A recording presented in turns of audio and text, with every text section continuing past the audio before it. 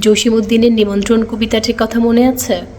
তুমি যাবে ভাই, যাবে মোর সাথে আমাদের ছোট গায়ে। এই চমৎকার কবিতাটির কথা আজকে ভীষণ মনে পড়ছে, তাই আমি ভাবলাম আজকে আমি একটা অন্যরকম ভিডিও করব, যেটা গ্রাম দেখতে যাব। আপনারা যারা শহরে থাকেন তারা তো সবসময় আসলে গ্রামে যাওয়া হয় না। যখন গ্রামে যান তখন গ্রামকে কতটা মিস করেন সেটা এই ভিডিওটা দেখলেই আপনারা যদি রিলেট করতে পারেন তাহলে আমার সার্থকতা। আমি ভাবলাম আপনাদেরকে এক ঝলক দেখিয়ে নিই গ্রামের সেই পরিচিত চিরচেনা রূপগুলো।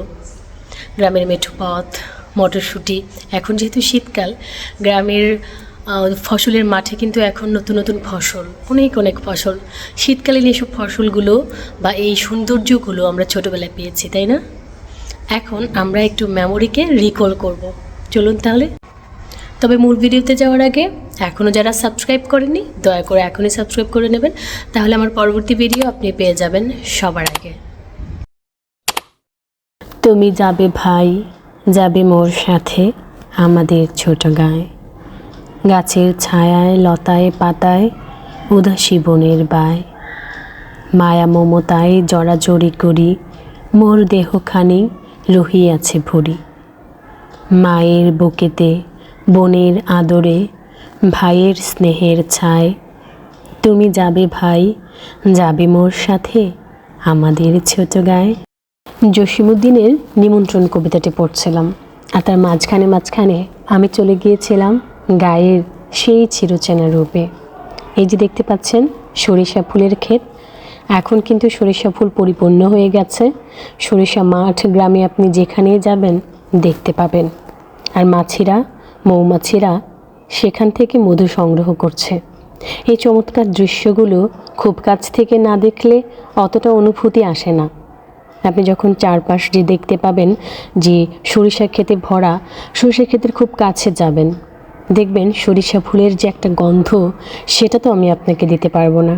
তবে নিশ্চয়ই আমি আজকে আপনাদেরকে দুধের স্বাদ ঘোলে মেটাতে চেষ্টা করব। অর্থাৎ আমি আপনাদেরকে দেখিয়ে চোখের তৃপ্তি আনার চেষ্টা করব। আশা করি আপনাদের ভালো লাগবে, পুরো ভিডিওটা জুড়ে থাকবেন। গ্রামে শীতের সকাল মানেই একরাশ নীরবতা, আর সেই নীরবতার ভেতরে লুকিয়ে থাকে গ্রামের এক আলাদা রকমের জীবন।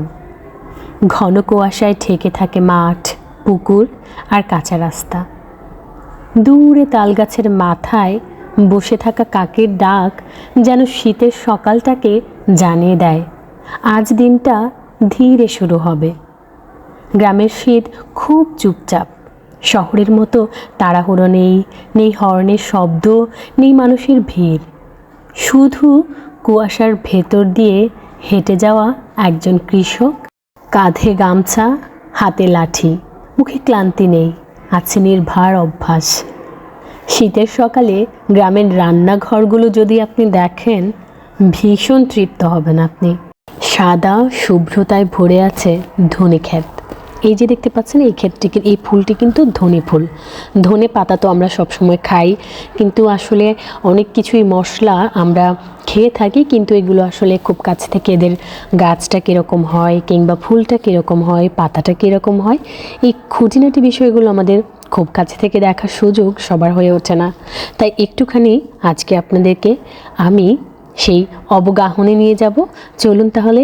এই যে দেখতে পাচ্ছেন, আপনি চিন্তা করুন তো, এখানে আপনি যখন শুয়ে থাকবেন বা পাশে যখন একটু 5টা মিনিট বসে থাকবেন, আপনি এত সুন্দর একটা স্মেল পাবেন। প্রত্যেকটা গাছের, প্রত্যেকটা ফুলের এক একটা নিজস্ব গন্ধ আছে। আপনি যদি সেটা অনুভব করতে চান তাহলে সেটার খুব কাছে আপনাকে যেতে হবে। এই যে দেখেন গ্রামের আরেকটা চিরাচরিত দৃশ্য, সেটা হচ্ছে মোরগ বা মুরগি।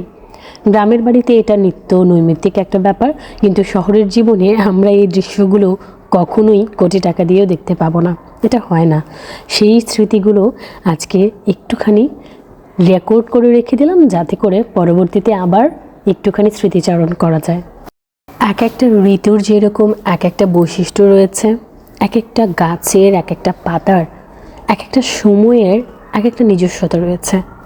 একটা গাছকেই আপনি ভিন্ন ভিন্ন সময় গিয়ে দেখবেন, এক একটা সৌন্দর্য আপনি দেখতে পাবেন। একই রকম সৌন্দর্য সবসময় থাকে না। সৌন্দর্যটা সময়ের সাথে সাথে চেঞ্জ হয়। এই যে দেখতে পাচ্ছেন, এই জমিটিতে ঢেঁড়স গাছ বোনা হয়েছে, আর কিছুদিন পর এখানে ঢেঁড়স হবে, আর সেগুলো কৃষকরা বাজারে বিক্রি করবে। কখনো যদি সময় হয় শীতে একবার গায়ে ঘুরে আসবেন। গায়ের মেঠো পথগুলোতে যখন আপনি হাঁটবেন, বাড়ির পাশ দিয়ে কোনো বাড়ির পাশ দিয়ে যেতে যেতে আপনি সুন্দর মিষ্টি গন্ধ অনুভব করতে পারবেন।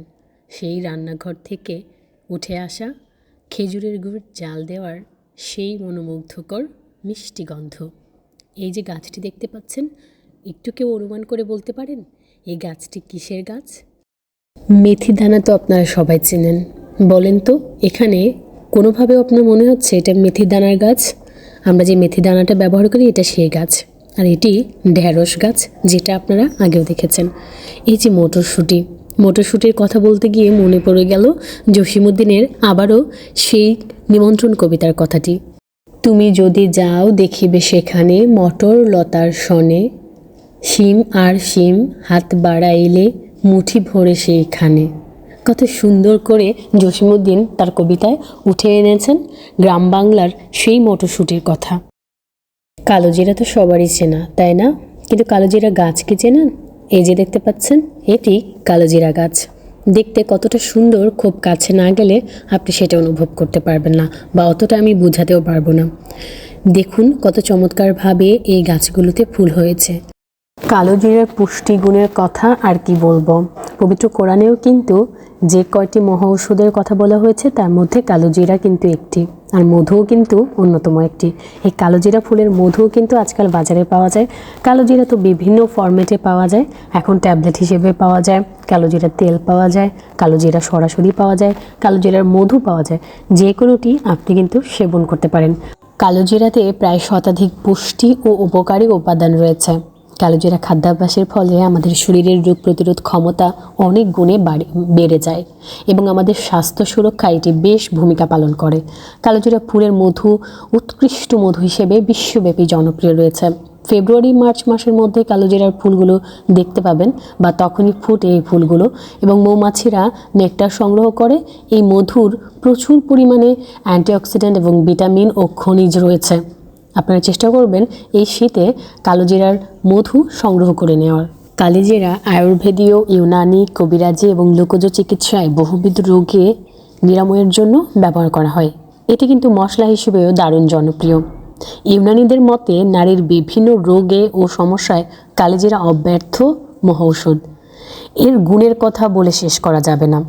এর ব্যবহার বিভিন্ন রোগের জন্য ব্যবহার করা হয়, সেগুলো বলে শেষ করা যাবে না। জ্বর, সর্দি, কাশি, কফ, অরুচি ইত্যাদি শত শত রোগের জন্য এটি ব্যবহার করা হয়। তবে আমার কিন্তু এর ভর্তা খেতে অনেক বেশি ভালো লাগে। আপনারা চাইলে এটিকে কিন্তু ভর্তা করে খেতে পারেন। এই গাছটিকে আমরা ছোটোবেলায় বুটবেগুন নামে চিনতাম। এখানে ছোট ছোট জাম, বুতি জামের মতো ছোট ছোট কিছু বেগুন হয়। এগুলো অনেকটা যখন পেকে যায় তখন একটু বেগুনি কালার হয়। এটাকে আমরা ছোটোবেলায় খেলার জন্যই ব্যবহার করতাম, কিন্তু এর ঔষধি উপকারিতা আগে জানতাম না। প্রকৃতিতে কত শত রোগের নিরাময় যে লুকায়িত রয়েছে তার কোনোটিই আমরা জানি না, তার অনেকাংশই আমরা জানি না। যদি আমরা জানতাম তাহলে নিরাময় আমরা সেখানেই খুঁজে পেতাম। এটি আমাদের দুর্ভাগ্য ছাড়া কিছুই নয়। যাই হোক, এই যে দেখতে পাচ্ছেন, বলুন তো এটি কিসের ফুল? কত চমৎকার হালকা বেগুনি কালারের একটি ফুল, ছোট্ট কিন্তু চমৎকার। খুব কাছে গিয়ে যখন এটাকে স্পর্শ করবেন, মোলায়েম একটা অনুভূতি আপনি পাবেন।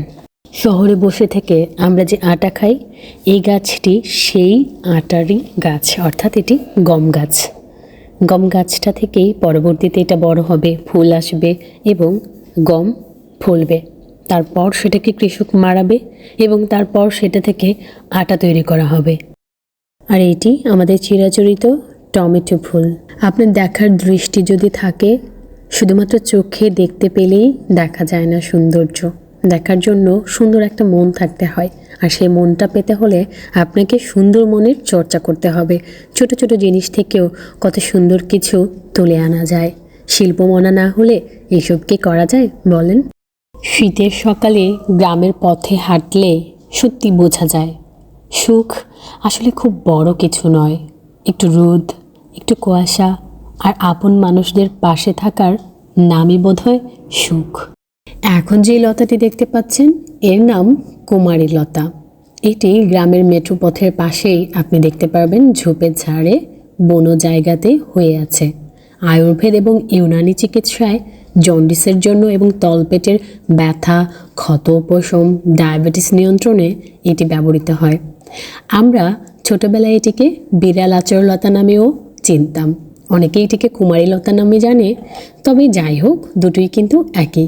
এর অনেকগুলো প্রজাতি রয়েছে, প্রায় 300 থেকে 350টি প্রজাতি এর রয়েছে। ঔষধি গুণে ভরপুর এই লতাটিকে আমরা ছোটবেলায় জানতাম সাপের নাকি ভীষণ পছন্দ এই লতা। আমরা ছোটবেলায় এটাও জানতাম যে মা দাদিদের কাছ থেকে এটা জানতাম যে এই লতা খেলে সাপের মতো শক্তিশালী হওয়া যায়। তাই এই লতার আগাগুলো ছোটদেরকে খাওয়াতো দেখতাম। আপনাদের কারোর এই লতা খাওয়ার অভিজ্ঞতা থাকলে অবশ্যই কমেন্ট বক্সে জানাবেন।